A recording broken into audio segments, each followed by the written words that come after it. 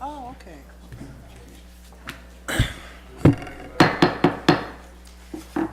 Good afternoon and welcome to our last meeting of April. We appreciate, we got several folks in the office, in the auditorium, our office, in regards to some special recognition, some ceremonies that we have a little bit later.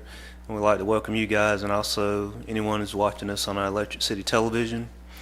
Our invocation tonight will be given by Councilman Buck Roberts, and respects to the flags will be given by Mayor Pro Tem Tony Stewart. Please rise. Let us pray. Dear Heavenly Father, we thank you for all the blessings you have bestowed upon us. Keep us ever mindful of your presence. Help this council tonight as it makes decisions. May we make wise decisions that benefit the city and the people of this city. We ask that you put your protective and loving hand on our troops who are abroad and here, and our policemen and our firemen. Keep them safe. Bring them home. We ask these things in your holy name. Amen. Amen.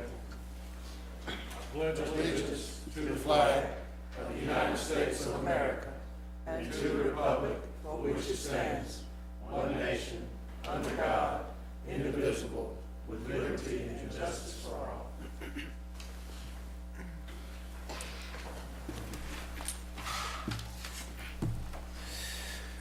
Before we get into the body of our meeting, we have a swearing-in ceremony, and I'm going to ask Chief Stewart to come down and lead us in that.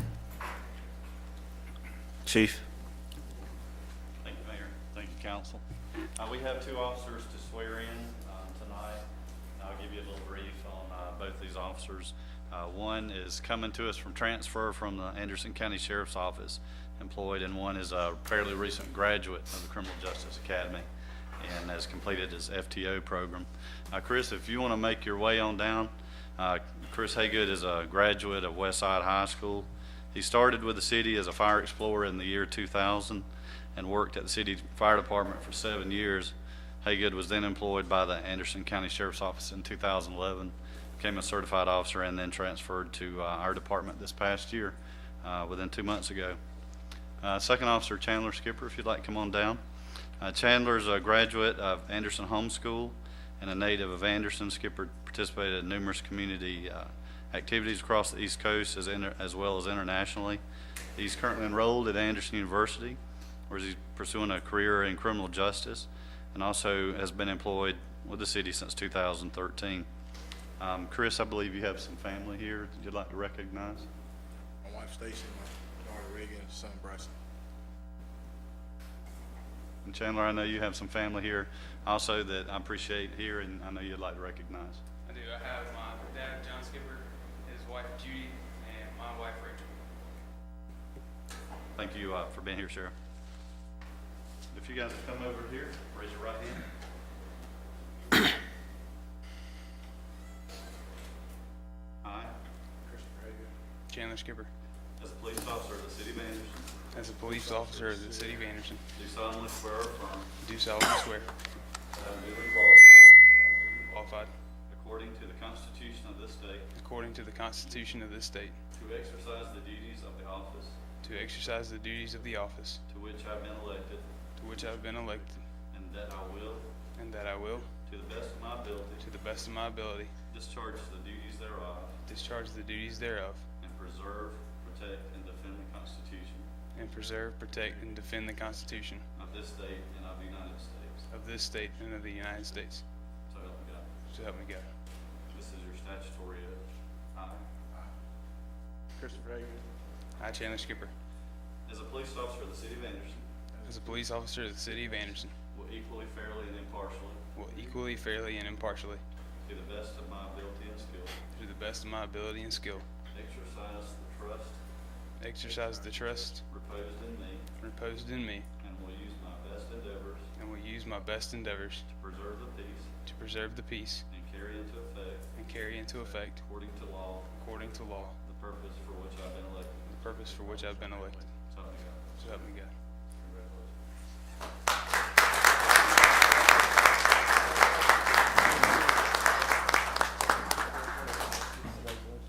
Welcome back. Congratulations. Congratulations. Congratulations. Congratulations. Good to have you.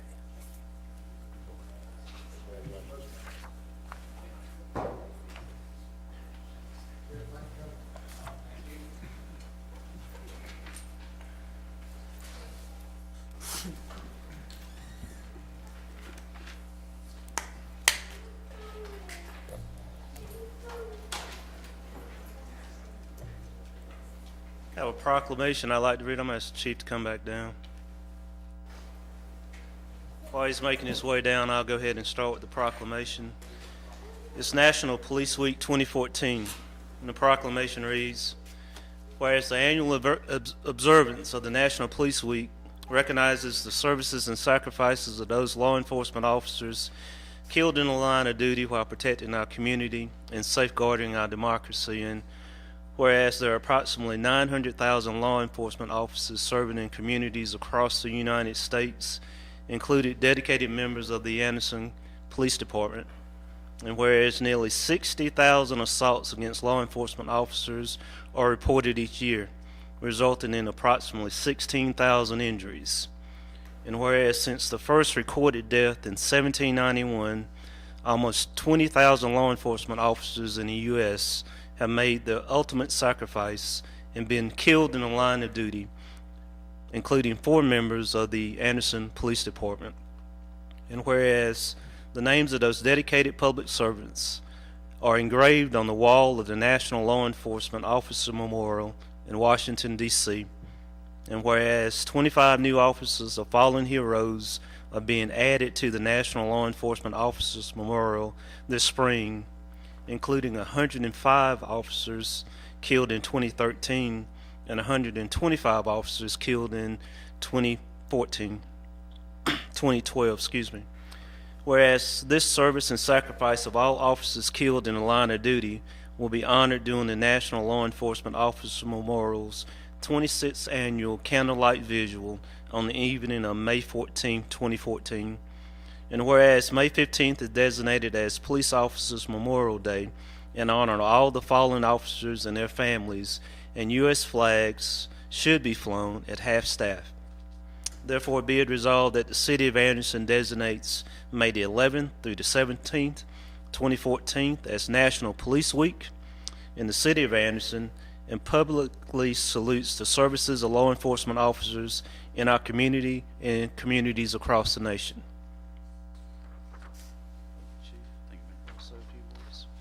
I would just like to thank the council and mayor for issuing the proclamation, and we will have a remembrance ceremony at the Anderson County Courthouse, and that will be put out, and would love for the public to attend. It'll be a brief ceremony, and we'll recognize those officers who have died within Anderson County. Chief, that's May 14th at 6 o'clock? May 14th at 6 o'clock p.m. Thank you.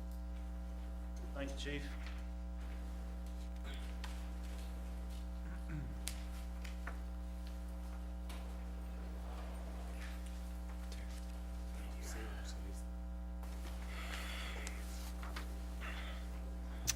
The minutes of our April 14th meeting have been distributed. Are there any corrections or additions to the minutes? Not hearing any. Do I have a motion to approve? So moved. First by Mr. Roberts, second by Mr. Chapman. All those in favor say aye. Aye. Opposed? The minutes of April 14th passed unanimously. We have one item of old business, and that is request consideration of a change order for Alta Planning and Design regarding the bicycle, pedestrian, and greenway plan for downtown Anderson. Mr. Moore. Mr. Mayor, Council, if you don't mind, I'd like to ask Linda McConnell and Bobby Bevel, since they presented this matter to you at the last meeting, if they would come and brief you on it. As you will remember, at our last meeting, you all approved the base contract with Alta Planning and Design for $45,000. At that time, we explained to you that there were some options presented to us in the proposal that we thought were worthy of additional consideration. Our intent at that, when we talked about it last, was to find out more about those options and particularly determine if there were ways in which we could utilize our city staff in conjunction with Alta to get the benefit of the most bang for our dollar out of those options. We also have with us this evening Blake Sanders from Alta, and Bobby and Alta, the rec staff met to really go over those options and determine which might be the best fit for us. One of the things we did determine was that there are some opportunities for us here, yes, to use our staff, but perhaps in a little different way than we initially told you. So the options that we are going to suggest to you tonight, we'll tell you why we chose those options and how we actually changed our thinking from more exploration with Blake and Alta staff. There were 6 options that were offered by Alta, and as we met with their representatives and went through those, we had determined that some of those we could do in-house and some that we needed Alta's expertise. The first one was a citizens online survey, and talking with Blake, we felt like our staff could do that with, we've got some sample questionnaires that they have used in other cities, taking the questions that would pertain to us, and we felt like we could do that with our getting the word out through ECTV, some flyers, possibly in our water bills to get some input, along with being able to collect that data. Michael Gay is working on that, and so we could put a link on our website to do the online survey. That was, I think, $2,000 or $2,500 that we felt like we could use our city staff to do. One of the options I think you have in your packet is the public workshops was the second option. That was $6,000, and we felt like, again, trying to get the public involved, this would get the stakeholders, especially after Alta has done some work of some potential routes to the destination points, to get the public involved, get their input, any concerns that they may have, and hopefully some ownership in some of these paths. The third option was the project website, which I thought was something that we would want to use, but in talking with them, unless you have a way to drive people to that particular website, to look at it, to be able to view what's going on, they felt like that really wasn't the best use of dollars. They did say we could put a link on our website and update it with photos and some of the renderings that they would have, and so we felt like with our IT staff and that we could put a link on our city's website and do the same thing with this one. And that fee was $4,000. The second, I think, option that you have in your packet was the additional photo renderings. There are, I think, 4 renderings in the base contract, but we felt like once we determined what the routes were and whether there were intersections, and they would do this in a Photoshop, a before and after, what it looks like now, what it would look like at the end of the project. We felt like this would give people more of a visual of what that route would look like. If there's an intersection to be able to need to be crossed, they would design that, be able to show what it looks like now and what it would look like after that. And we felt like that their expertise in that was needed, and we felt like that would also help with the public meetings for people to be able to see the routes and any areas of concern, or that to be able to use to get some buy-in. The next one was the economic and community impact analysis. That was $15,000, and in talking with them, they said that could be done at a later time, but it was very important if we were applying for federal grants or money. But at this point, we felt like that we would not do that, but maybe come back at a later time if we were applying for some of those grants. The last one was a wayfinding signage, and we really felt like that was important, to be able to design something that people could navigate the routes, show where the destination points were, know that it was a City of Anderson path, and so we felt like with their expertise and what they had done in other cities that we really would like to have that as part of the options. So we have recommended 3 options that total $17,500, which would make their contract $62,500 if you approve the options. Again, Blake's here tonight, be happy to answer any additional questions that you may have concerning these options. Thank you, Mr. Bevel. Questions? Comments? Just have one question. I know one of the things that is mentioned is these public workshops, and which is, I think, 2, probably about $3,000 per workshop.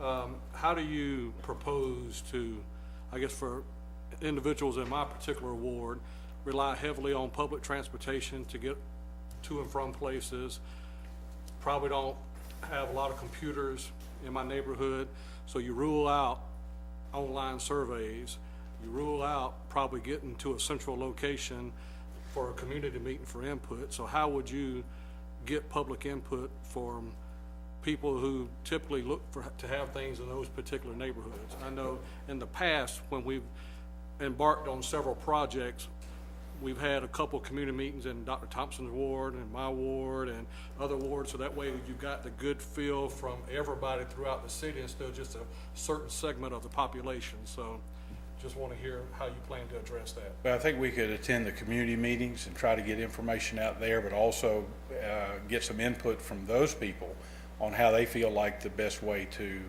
obtain some data from them. So would that be in addition to this $6,000, or is that part of these community meetings, which would include their $6,000?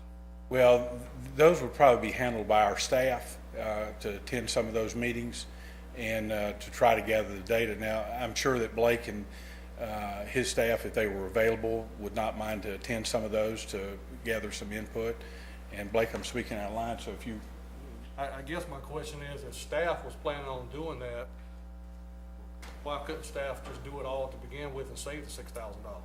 Well, we felt like with the public meetings that, you know, a lot of times when you design a path and everybody wants it, but they don't want it in their backyard, is to be able to have people who do this for a living and show them the advantages, and then I guess any concerns they would have to address some of those. And I think that because they do this the majority of the time in a lot of other communities, they've had that expertise. So I felt like that was something that was needed.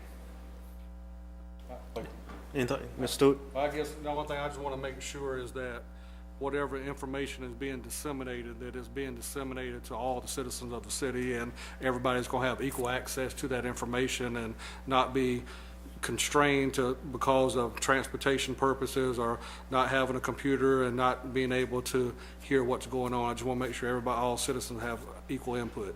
And what I would ask Mr. Stewart is that the Alta has asked us to put together a steering committee, and if there's someone in your community that would be a good representative to attend and be a part of that, we would love to have that person to attend. We would try to do some lunch meetings and help gather some data because they know that area, they know the routes that they use to get to downtown and some of that. So if there's somebody that you would recommend, I would be happy to contact them. And this is definitely a community-driven project across the city. And being a county resident, I do not mind at all coming and speaking to a group and giving a similar presentation. Bobby and I have talked about doing a lunchtime meeting downtown and then setting up a tent at the block party as being one way to gather information from a lot of outsiders who come to the city to use the different facilities downtown. And so whatever presentation is given during that lunchtime meeting, I would be more than willing to come to different chamber events, to go to different community meetings and give that same presentation as well. Very good. Mr. Chapman? My question has to do with the conceptual wayfinding signage. Right now it's listed as conceptual, and we're not sure how detailed your conceptual is. So is that part of the deliverable ready to go out to bid to a signage company to produce those? Correct. So the wayfinding signage, the first thing that we would do would be to develop the sign topology. And so once those routes are developed, then we're able to determine the different signage that would be needed, whether it be monument signage, trail signage, anywhere where this trail may deviate from the roadway, we would want to make sure that there are ample mile markers. And so there'll be different varieties of that signage. And in different communities that I've worked in, which would be very, very similar to this one, I work with a local sign manufacturer during those conceptual drawings so that we're able to detail them out enough so that they could be put out to bid, or so that that manufacturer could then put a price on those. With no additional cost? That's, okay, great. Thanks. Ms. Roberts? Are we going to integrate this with what we call the swamp? Are you familiar with all the things that's going on in the swamp down at Rocky River? Correct. Are we integrating this along with them, or going to them and let's get all that worked out together? Correct. So what we're going through now is the background information and data collection. So we're gathering all the master plans that have been produced or that are being produced and starting to overlay all of those together. And I see a very, very viable connection to the Rocky River and tying into their master plan as being part of this network. Mr. Harbin? I make a motion to approve these changes. First by Mr. Harbin, Second. second by Dr. Thompson. Any further discussion? All those in favor say aye. Aye. Opposed? It passes unanimously. Thank you, Mr. Bevel. Looking forward to the progress being made in this area. We have one item of new business, and that item is request consideration of an ordinance authorizing the sale of 127 East Whitner Street. Mr. Moore? Yeah, Mr. Mayor and Council, I think you're familiar with this, but I appreciate Lyndon and Frankie handling this in my absence, so I'll ask them to give you the update, and we'll ask for first reading on this transfer and sale.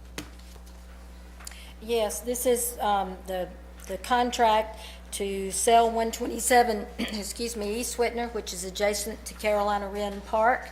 And we did negotiate with NAI Earl Furman, who has an office located in downtown Anderson, and this would be their new location. We have reached the agreement to sell that piece of property for $175,000. And as part of process, whenever the city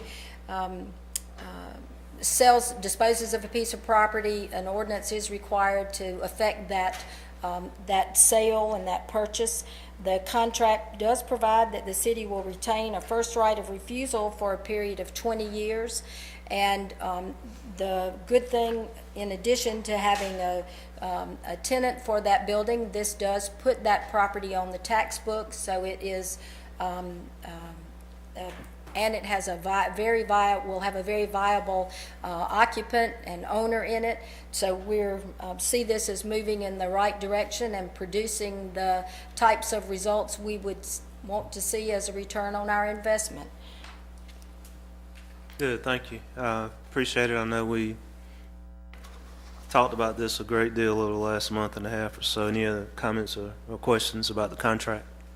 Just curious, is 20 years, is that just standard, Frankie, or, because, we want to try to think about the city going forward, and That's just the figure for the years that were mentioned that we had put in no objection to, that it won't go on forever.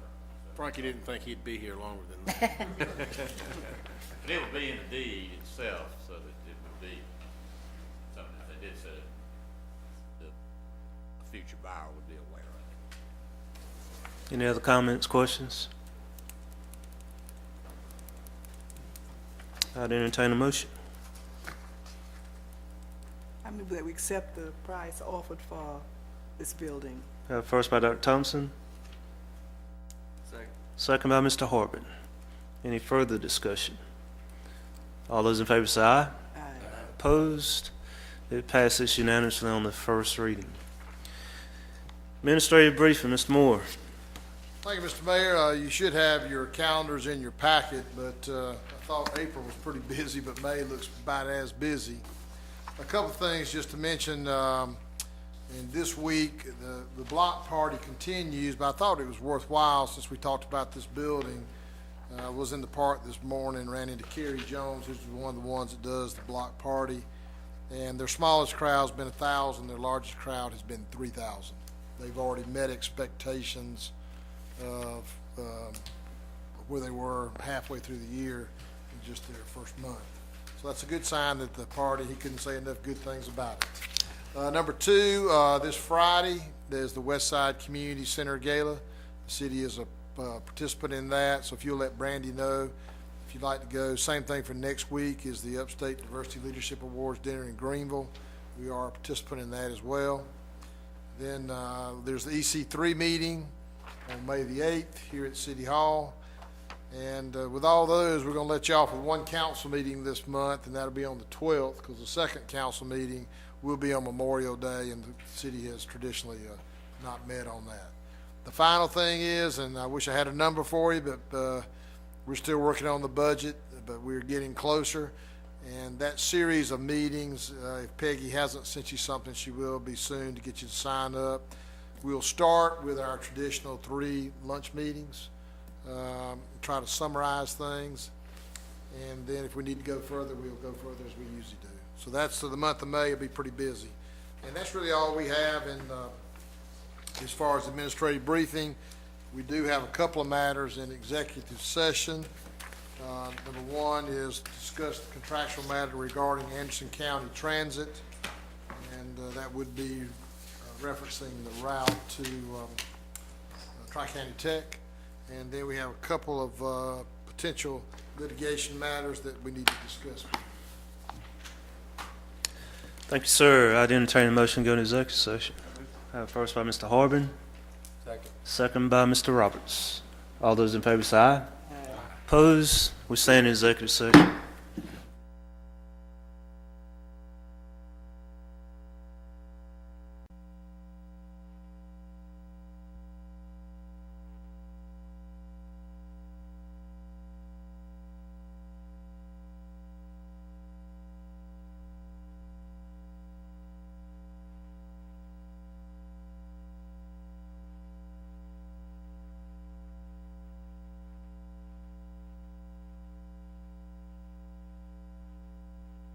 Executive session.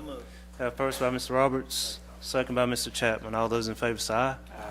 We stand out of executive session. In executive session, the administrative team,